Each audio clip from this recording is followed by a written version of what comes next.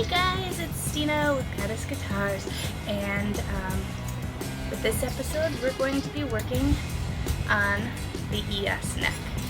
So we're going to be doing something a little bit different with the headstock, as well as putting the Goddess Guitar bow and arrow on the back, as well as staining the headstock and bow and arrow.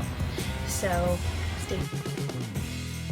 Okay, so first of all, I'm changing the shape of the headstock by using a jeweler saw and carving out the waxing and waning crescent moon shapes on the corners of the headstock. I'm really glad that the company gave me enough meat on the headstock to do something a little bit more creative with it. And so I'm just taking my time and working around that curve so I don't have a whole lot of filing and sanding to do.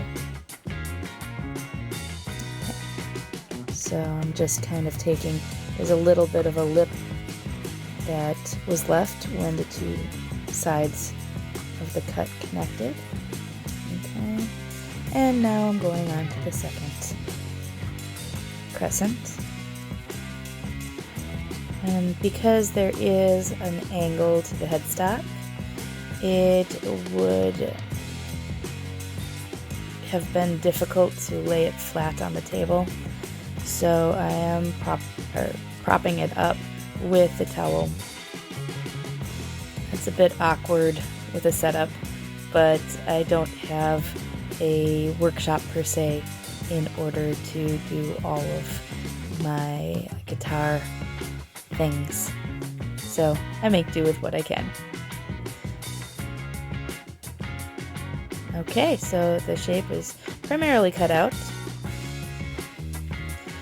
And then I'm going in with a half round rasp file and smoothing out that curve. Make sure that there's no angular edges to it, as well as softening the ends of the crescent moon shapes.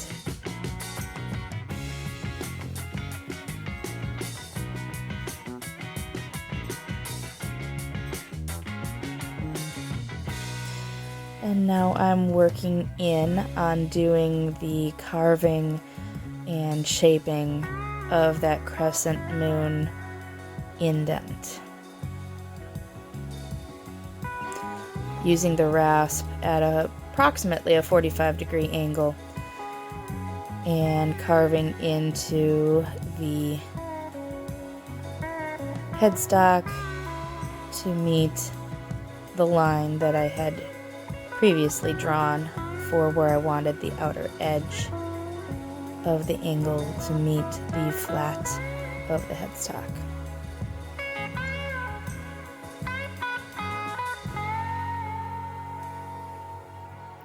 And we're moving on to the other side.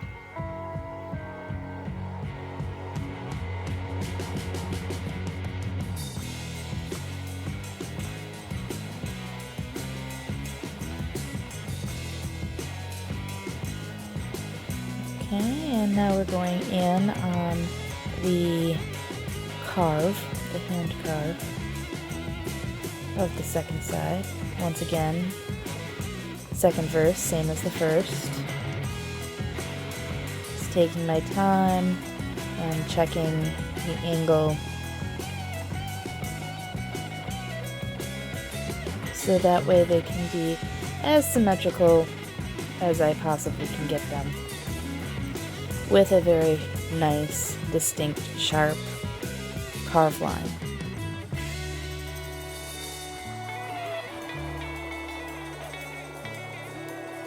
And there we have it.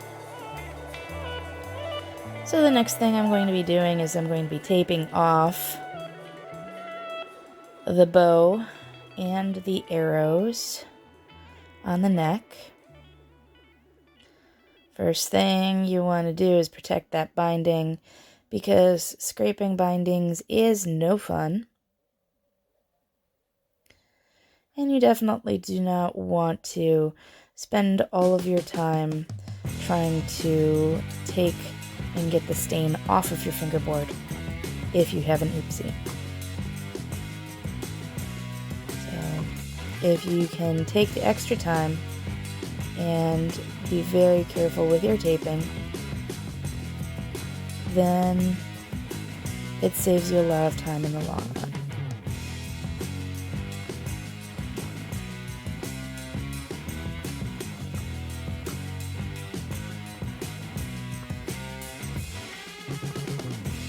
And make sure when you're using your masking tape or your painter's tape to burnish it down with either a pen, or I'm using the X-Acto knife handle, because that way it really makes it adhere to the wood. And so now I'm working on the actual bow that's going to run up the back of the neck. And I've torn the tape in a thinner section because it's easier to manipulate with any angles, and trying to get it as symmetrical as possible, as well as once it meets in the middle to be parallel. And then extending that all the way up, and then widening out at the headstock again.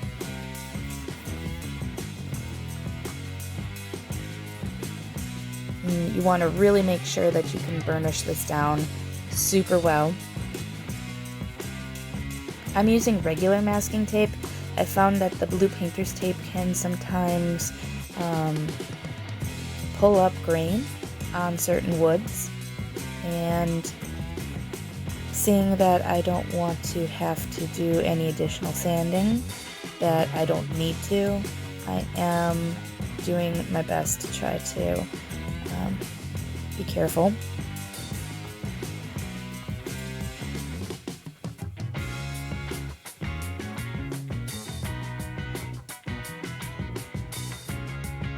And at this point, I made an oopsie. The X-Acto knife went into the wood, and so therefore my design changed a bit. And so I decided I was going to do a faux binding around the headstock at a 45-degree angle, which I did just at where the tape was blocking out, but as you will see further on down in the video, I am actually doing the full headstock front and back with that faux binding. Burnishing the tape again to make it stick a little bit better.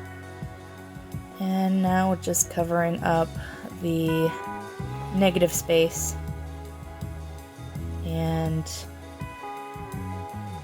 making sure that I have the faux binding filed on both sides of the headstock front.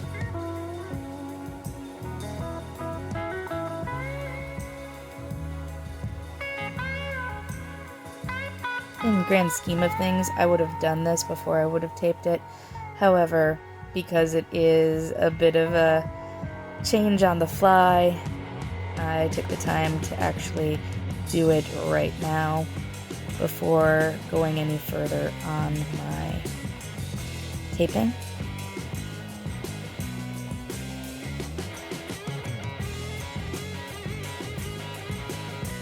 And I actually really liked how this turned out with the faux binding.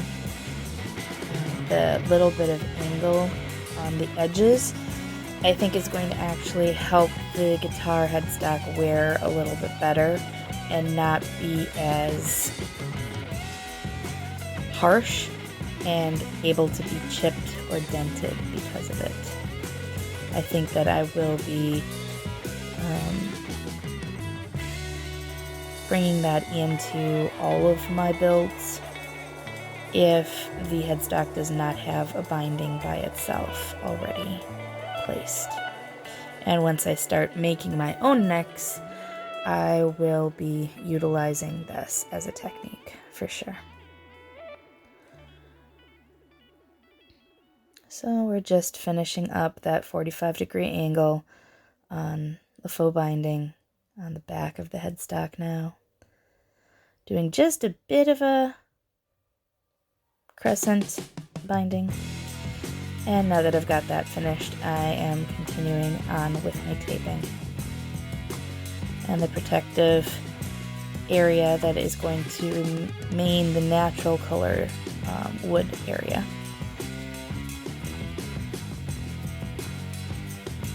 The other big thing that I see a lot of people not doing, which they should, is taping off the actual glue in or set in neck area.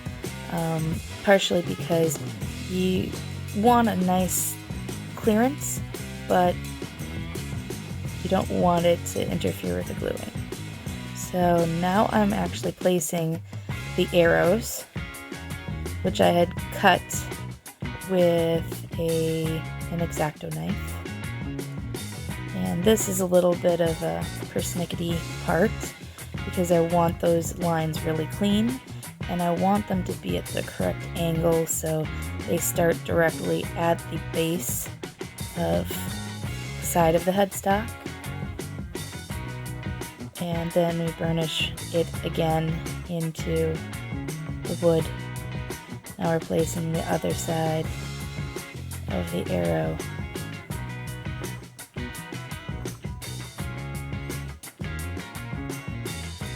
Anywhere that tape is going to be covering, the wood will be a natural color.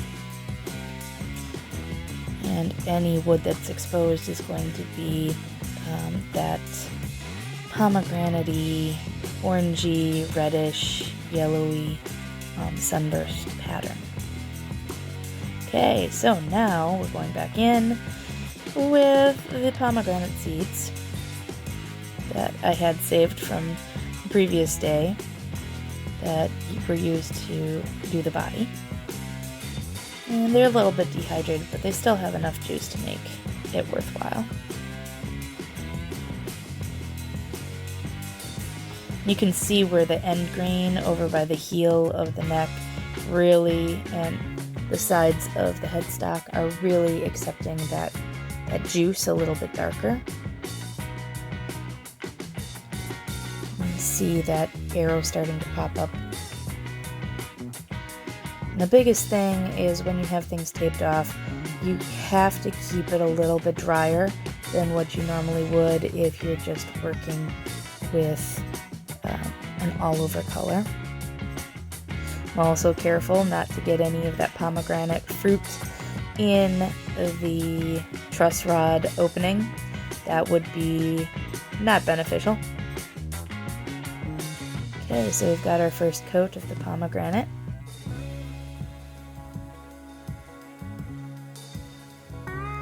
And we're going to go in for a second coat. Really trying to push that color into the grain.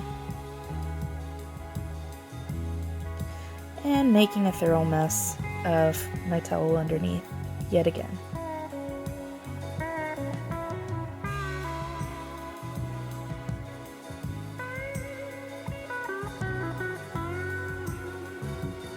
And I'm liking the color of the pomegranate, but I know because it is a natural